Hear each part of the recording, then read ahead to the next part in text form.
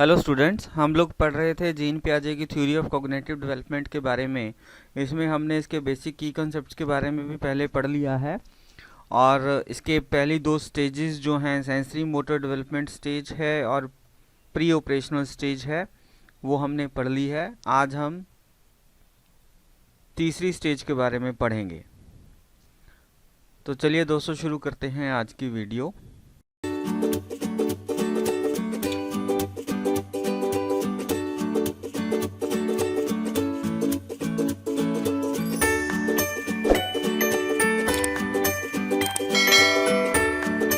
ये जो तीसरी स्टेज है इसको हम कंक्रीट ऑपरेशनल स्टेज भी कहते हैं। ये 7 साल से लेकर 11 साल तक की उम्र के बच्चों की होती है।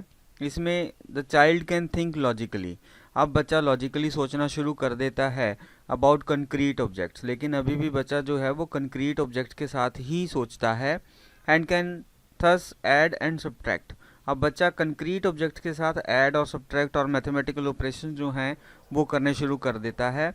The child also understand conservation. अब इस उम्र में जो बच्चा है वो कंजर्वेशन का जो कंसेप्ट है, जो हमने प्री ऑपरेशनल स्टेज पे पढ़ा था, अब बच्चा कंजर्वेशन का कंसेप्ट अच्छी तरह से समझ आता है। अब हम इसको डिटेल में करेंगे। ये जो थर्ड स्टेज है कंक्रीट ऑपरेशनल स्टेज, इसको हम childhood and early adolescent stage भी कहते हैं। इसमें the term concrete operational means the child can reason only about the tangible objects. जैसे कंक्रीट का ही मीनिंग क्लियर हो रहा है कि कंक्रीट का मतलब होता है टेंजिबल ऑब्जेक्ट्स का। इसमें जो बच्चा है वो जो रीजनिंग करता है या कोई भी काम करता है वो सिर्फ टेंजिबल ऑब्जेक्ट्स के कारण ही करता है या उनके साथ ही करता है।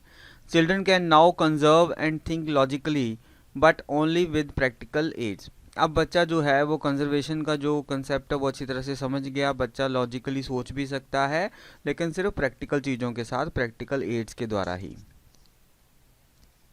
Intellectual development in this stage is demonstrated through the use of logical and systematical manipulations.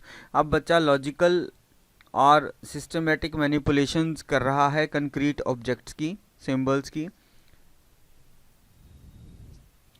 इसमें थिंकिंग बिकम्स लेस ईगोसेंट्रिक। अब जो है वो ईगोसेंट्रिक कम हो जाती है with increased awareness of external events.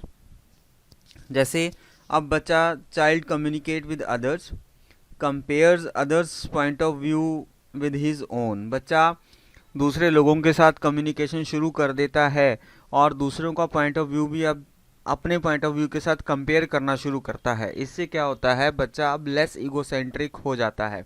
अब बच्चा दूसरों का पॉइंट ऑफ व्यू भी समझना शुरू कर देता है कुछ हद तक।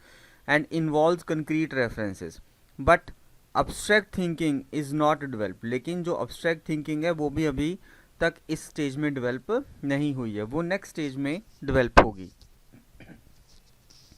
Recognition of the logical stability of the physical world. इसमें बच्चा जो है जो बाहर का वर्ल्ड है, फिजिकल वर्ल्ड है, उसको रिकग्नाइज करता है अच्छी तरह से। Mentally manipulate complex associations. बच्चा मेंटली मैनिपुलेशंस कर सकता है थोड़ी बहुत।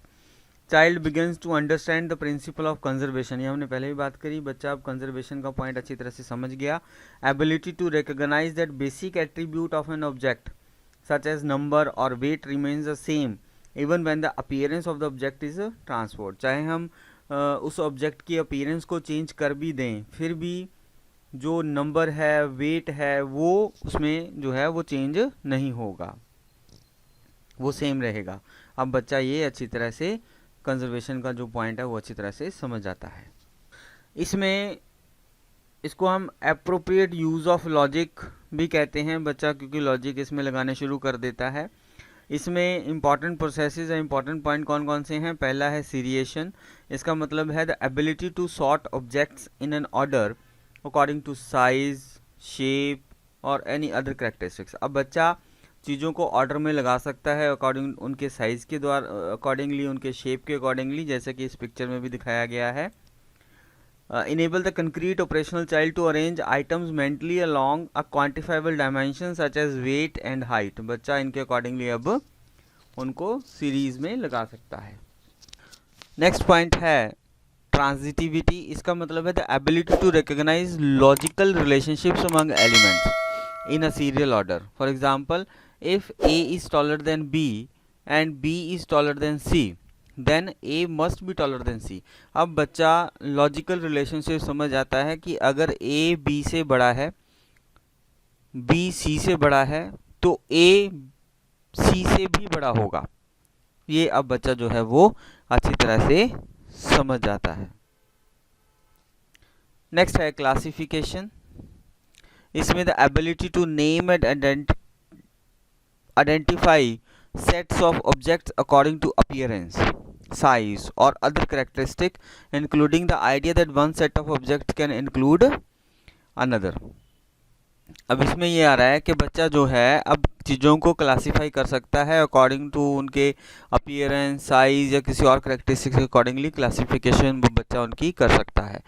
डिसेंटरिंग है where the child take into account multiple aspects of a problem to solve it. अब इससे पहले वाली स्टेजेस में बच्चा सिर्फ एक ही एस्पेक्ट अपने ध्यान में रखता था, लेकिन अब क्या है, अब बच्चा मल्टीपल एस्पेक्ट्स को ध्यान में रख के प्रॉब्लम सॉल्व कर सकता है। For example, the child will no longer perceive an exceptionally wide but short cup to contain less than a normally wide taller cup. अब जो बच्चा है, अब बच्चा परसीव ऐसा नहीं करेगा, no longer perceive an exceptionally wide but short cup, जो शॉर्ट कप है या वाइड कप है, अब वो ऐसा नहीं सोचेगा कि उसमें ज़्यादा चीज़ आ जाएगी। Contain less than a normally wide और टॉलर कप। नेक्स्ट पॉइंट है रिवर्सिबिलिटी। ये हमने पहले भी किया है इसका पॉइंट। इससे पहले वाली स्टेज में रिवर्सिबिलिटी वाली जो कंसेप्ट है बच्चे का नहीं डेवलप हुआ था, लेकिन इस स्टेज में वो डेवलप हो जाता है। Child understand that the number of objects can be changed then return to their original state. For this reason a child will be able to rapidly determine that if 4 plus 4 is equal to t, then t minus 4 will be equal to 4. अब बच्चा reversibility का जो law है वो अच्छी तरह से समझ जाता है। नेक्स्ट है कंजर्वेशन। ये हमने पहले कर लिया है। अंडरस्टैंडिंग दैट क्वांटिटी, लेंथ और number of items is unrelated to the arrangement or appearance of the object or items. Next, elimination of egocentrism. The ability to view things from another's perspective. इसमें बच्चा दूसरे का perspective देखना शुरू कर देता है। However, in this stage, child can solve problems that apply to actual concrete objects or events only. लेकिन बच्चा जो है वो एक्चुअल और कंक्रीट ऑब्जेक्ट्स के साथ ही देखता है सब चीज़ों को, एंड नॉट अब्स्ट्रैक्ट कंसेप्ट। इसमें बच्चा अब्स्ट्रैक्ट कंसेप्ट के बारे में ध्यान नहीं दे पाता, या हाइपोथेटिकल जो काम होते हैं बच्चा उनको नहीं कर पाता है। अब हम इस स्टेज को एक वीडियो के द्वारा समझेंगे। So first we're going to look at these two cups right here. Do you think there's the same amount of juice in this glass as there is in that glass? They're even. They're even? Okay. So we're going to take the juice from this glass and pour it into this one right here. Okay.